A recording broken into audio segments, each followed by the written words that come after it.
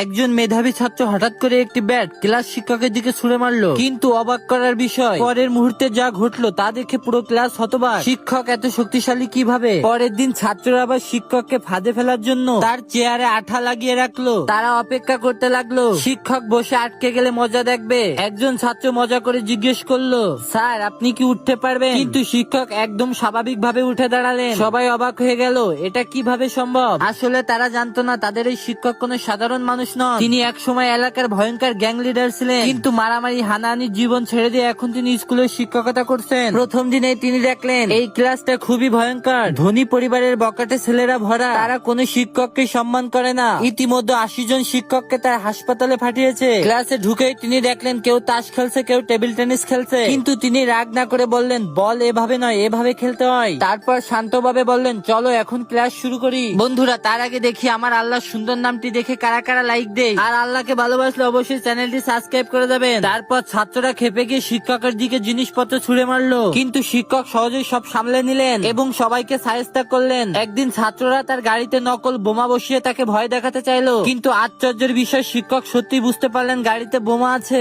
তিনি দ্রুত সবাইকে দূরে সরিয়ে দিলেন। ছাত্ররা হাসতে লাগলো কারণ বোমাটা ছিল নকল, কিন্তু শিক্ষক জানতো বোমাটা ছিল আসল। এখন সবাই বাড়ি চলে যাও, কিছুদিন স্কুল বন্ধ থাকবে। পরে জানা গেল আসলে কেউ তাকে ক্ষতি করার চেষ্টা করছিল।